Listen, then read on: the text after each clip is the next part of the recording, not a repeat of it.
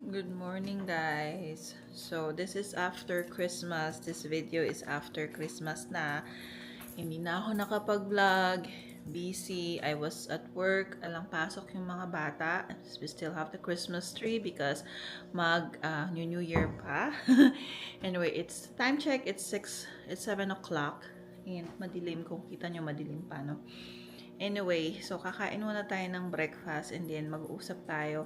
I actually got accepted sa rehab facility. So, am I going to change my job or will I stay in the hospital or just stay in the rehab? Hello guys, how are you? So, kanina naglinis ako ng konti, nagpunas-punas, nagwalis-walis. So, tapos na yung Christmas, sabi ko nga is, parang hindi siya Christmassy. Ewan ko bang, hindi ko alam kung ako lang bang ang nakaramdam nun o kayo din ba? I don't know because probably my brother and my mom's not here with us right now.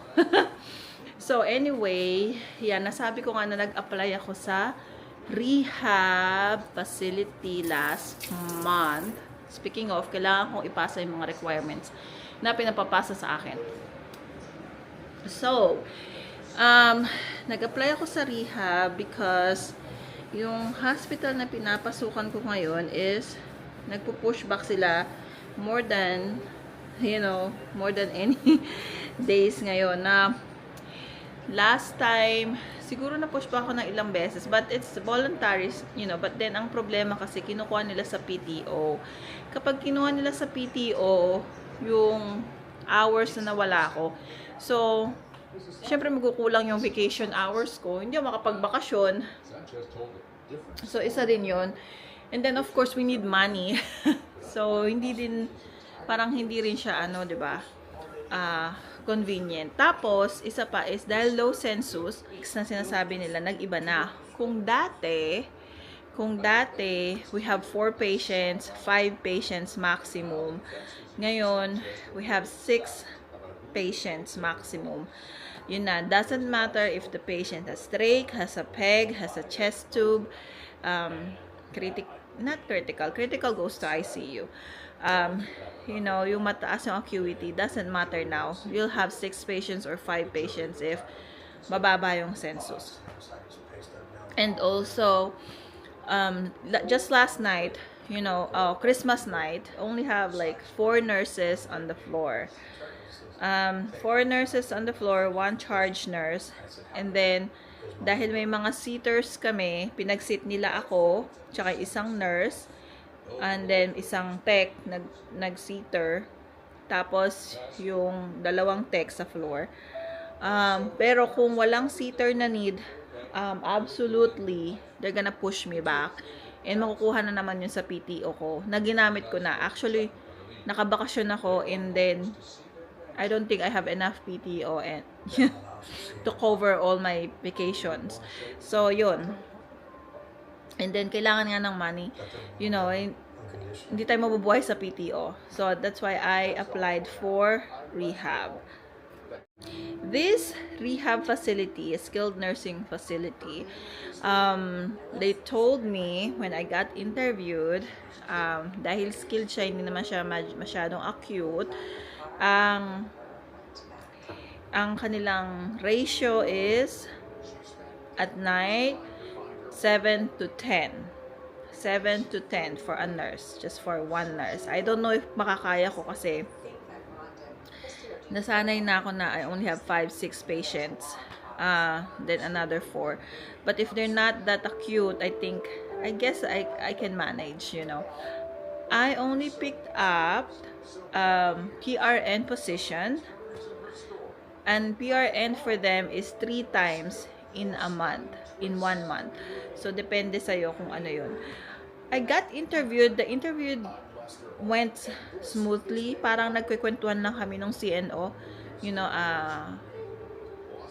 what I'm doing in the hospital. She told me kung ano yung ginagawa nila sa rehab. And then she asked me situational questions like, if any challenges sa family ng patient. And I always say, if there's a problem with the family and the patients, you have to listen to understand them, not listen to answer. So I always like, sometimes it's always miscommunication with the family, the healthcare workers. Kaya sila naiinis or parang nagiging natawag natin na demanding. So, yun. Pero meron talaga mga demanding. Nakakaalis mo na to sa tawag ulit sila. Pero sometimes pag naiinis sila, you have to understand why in their perspective. Sometimes may mga issue sila na hindi na-solve, na kailangan mo lang i-solve, and then after that, it will be okay. So, and then, I don't know what's the environment to work in there, because this is my second job over here since na lumipat kami sa state na to. So I'm a little bit nervous, but I think I'll be okay. I'll try. If not, then I can just leave, and apply to another hospital near me. Marami namang mapapasukan. Did they ask me kung ano yung saan ako gumraduate or anything? No, they did not. They did not ask me kung gumraduate ba ako sa Pilipinas, gumraduate ba ako dito, tinanong ba nila yung GPA ko? No, they did not. They usually focus sa experience ko sa rehab sa California, and then also the hospital experience dito. So the requirements, only like flu vaccine, and then I think just to answer some few questions, working visa or permit, parang ganon. So yun lang. And then after that, they contacted me and they said that start doing this drug screening, so, and now I have to pass something, actually, and I'll have to send it to them. Okay guys, may nagtatanong sa Facebook, sa YouTube, why daw hindi ko sinasabi kung nasaan kami. Kasi first of all, hindi ko sinasabi kung nasang state kami kasi sikreto 'yon. Kasi guys, ayokong sabihin for yung place kung nasan kami. May pinagtataguan kasi kami. Joke lang. Hindi, kasi ganito yon. Sa past ko, kung nanonood kayo ng vlog ko, sa past, may nabanggit na ako about kung bakit ayokong sinasabi kung nasan kami. Ngayon, just to, maintain that na ganun. Iniiwasan ko kasi yung mga negative na tao na kakilala ko. Well, iba yung negative na taong hindi ko kilala sa negative na tao na kakilala ko na to contact us. So, yun lang. Ayoko ng dahilan ko. Wala namang malalim na dahilan kung bakit ayokong sabihin sa inyo. Hindi naman ako nagiging selfish, But anyway, mga tao kasing nagagalit dun sa video. Sabi niya, ba't di mo kasi sabihin kung nasaan ka? Parang galit na galit sila, hindi niya alam kung nasaan ako. Oh my God. Ewan ko, may mga tao talagang gano'n. Anyway, merong nag-comment pala sa vlog natin. Malapit ang Nevada sa San Diego. Wala pang state tax. Pero pagdating ng July, kailangan mong kayanin ang sobrang init, pero 3 months lang. Erwin Rivera. Ito yung vlog ko na, teka lang hanapin ko. Ayun yung vlog ko na, bakit kami umalis ng California. Ayun. Totoo, meron nga akong kilala na, di ba? Parang nasabi ko na sa inyo noon na, siya, sa Las Vegas or Nevada siya nakatira. Pero ang work niya, nagko-cross siya ng country. Nagwo-work siya sa California. So, ang pay niya is California, pero hindi ko alam kung nagbabayad siya ng tax sa Nevada. I don't know. O sa Las Vegas. So, I don't know. But yun ang ang ginagawa niya. Nagko-cross siya. Tapos, uuwi na lang siya pag, after 3 nights. I don't know kung 3 nights ng duty niya. After the 3rd night, uwi siya. Tapos balik ulit siya. Kasi maganda talaga ang 3 nights kasi 12-hour shift. Kasi ang nangyayari doon, bawa, Sunday, Monday, Tuesday. Tapos ang balik mo na kahit next week na ng Thursday, Friday, Saturday. So, may 8 days ka na parang, na off, pero hindi mo ginamit yung PTO mo. So, yun lang ang kagandahan nun. Kesa sa 8 hours, 5 days or 4 days. Kasi naranasan ko yan sa rehab. Ang ano namin, ang scheduling is every other weekend. So, Monday to Thursday. Tapos off ng Friday. Tapos Saturday, Sunday. And then off ng Monday. And then Tuesday to, parang ganun ang ano niya, ang schedule niya. So, pero 8 hours lang. O mga nagko-comment dun sa mga videos natin ng mga nakaraan. And it's very interesting. Marami kong natututunan. And also, nagsishare sila ng mga experience. So, basahin na lang natin if ever hindi nyo mabasa. Sabi niya, nasa call center ako at ang dami kong nakakausap na matatanda sa US. Mag-isa lang sila dahil masyadong busy ng mga tao. Maganda ang Pinas as you age. I used to study nursing and yung mga classmate ko from US, their parents still choose to retire here. Doble pa pension nila, which is right. So, yung mami ko nasa Pilipinas, 'di ba? Iba talaga ang Pilipinas pagdating sa pag tumatanda na. Kasi guys, sa totoo lang, napapansin ko talaga dito, maraming nagkakademensya, maraming nagkakasakit. Kaya dito, yung mga matatanda, nilalagay nila sa nursing home, sa independent assisted living, or memory care, and then, pagdating ng mga 60, 70, parang na sila, parang ulyanin na Kasi nga guys dito, parang hindi ko masasabi malungkot. Iba yung sa Pilipinas na paglabas mo ng bahay mo, marami ka nakikitang tao. Dito kapag labas mo, mga sasakyan, punta ka sa supermarket, tapos balik ka ulit. Unless magkikita-kita kayo ng mga friends mo, magka-camping kayo. Ganon. Ganon ang ang outdoor, ang living, ang parang routine nyo. Ganon na lang palagi. Hindi ka tulad sa Pilipinas, kahit hindi ka lumayo, labas ka lang sa bahay, may makikipagmarites ka, makikibili ka ng mga pagkain, o maglalakad-lakad ka sa mall. So yun, tapos bibili ka ng mga street food. Iba talaga. So, speaking of pension, yes, kung maganda yung napasukan mong company before, talagang may pension ka na, may SSN ka ba? So, mas malaki nga siya, mas makakatira ka comfortably sa Pilipinas kaysa dito. Kasi dito guys, I tell you, malaki ang kita pero malaki din ang gastos. Kaya yung iba naintindihan ko habang bata pa talaga at hanggat kaya pa, nagwo-work sila para makaipon, and then to retire sa Pilipinas. And then yung iba kahit matanda na, nagwo-work pa sila sa Costco, sa Publix, sa mga grocery stores, nagbabag sila o sa cashiering. Sabi ko nga kung nandito pa ako ng mga pa-edad na ako, ang retirement job ko yung sa Costco. Sa Costco na lang. Because I don't think I can still do nursing at that time. Parang ugod-ugod na ako, nagna-nursing pa ako. So isa pang comment, sabi niya, nakita ko ang buhay matanda dito, mas pipiliin ko pang umuwi ng Pinas kaysa dito magpakatanda. Sobrang hirap naman buhay matanda at napipilitan pang mag-work. Tama yun. Kahit ugod-ugod na kasi sa sobrang taas ng cost of living, di naman kasya sa ganitong bansa at masarap mamuhay pag matanda na sa Pilipinas. Sabi ko nga guys, tingnan nyo ko, kailangan ko pang mag-second job kasi nga, once na yung isang work ko is starting to push back and we're just using PTO, nauubos yung PTO ko, hindi ako mabubuhay sa PTO. So, I need as another source of income para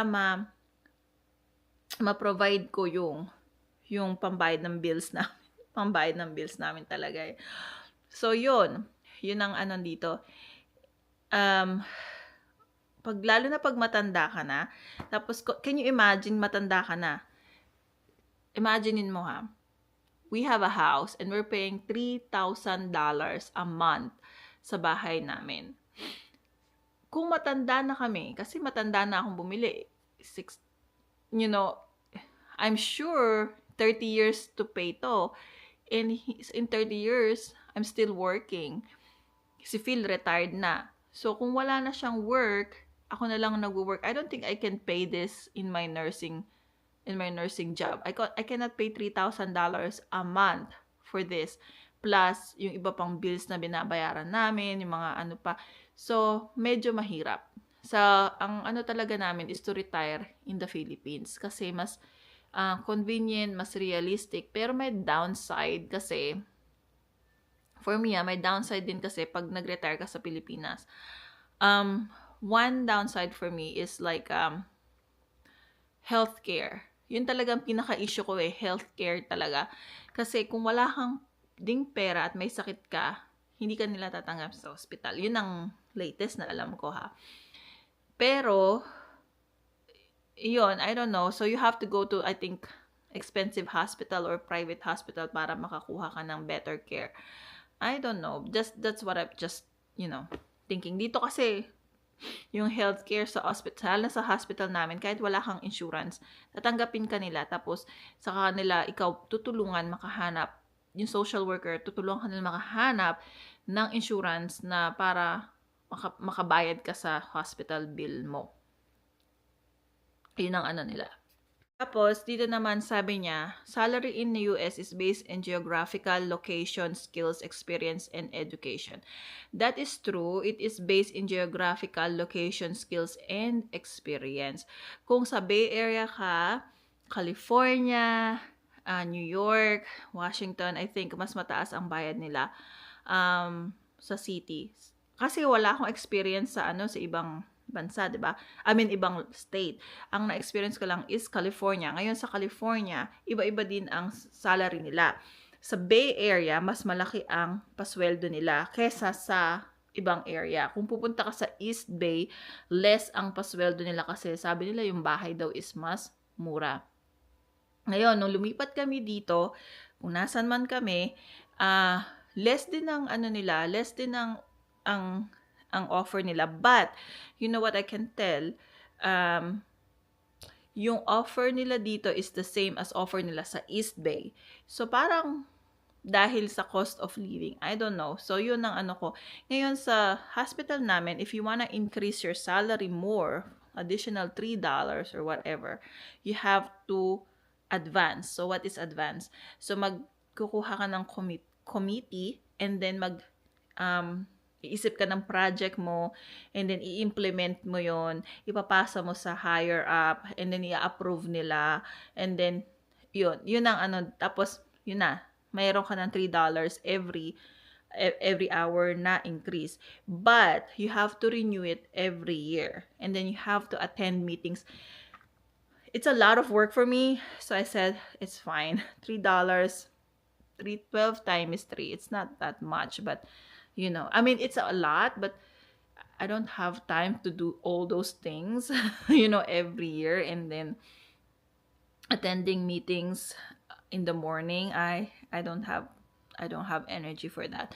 So yun. Tapos meron pang isa, I'm 34-year-old Pinoy nurse here in the US, and until now hindi ako makabili ng bahay. It's unrealistic. Actually guys, medyo nga. Kasi depende din siguro sa tao, no? Pero, kung halimbawa, isa lang ang work mo, nagdedepende ka lang sa isang work mo as a nurse, I don't think you can buy a house na gusto mo. Maybe makakabili ka, pero hindi yun yung gusto mong house. Ngayon, kung dalawa kayo nagwo-work, tapos nagdo-double job ka, at wala kang ibang luho, baka makakabili ka ng house. And or, traveler ka na nurse, mas malaki ang offer sa'yo, then yes, I think makakabili ka ng bahay. Kung nag-work ka sa Kaiser, sa mga lalaking hospital na malaki ang bayad, na sinasabi ng isang nag-comment is $110 per hour, baka makabili ka pa ng bahay, plus mag-overtime ka pa, pipick up ka, may incentive sila, malaki din. O kaya mag-double job ka. But I don't know in California kung makakapag-double job ka kasi usually sila dun 8-hour jobs. Kung magsi-16 hours ka, kailangan pupunta ka pa, magbabiyahe ka. And kung pipick up ka na lang ng mga extra, pwede din 16 hours kung kaya mo. Yun. But anyway guys, that's all for today. Marami pa akong mga nababasang mga hindi ko pa na isi-share sa inyo. So next time, isi-share natin, okay? See you in the next vlog. Please subscribe guys. I'll try to upload as much as possible since naka-vacation ako ngayon, and I will keep you updated about dun sa bago kong work sa rehab.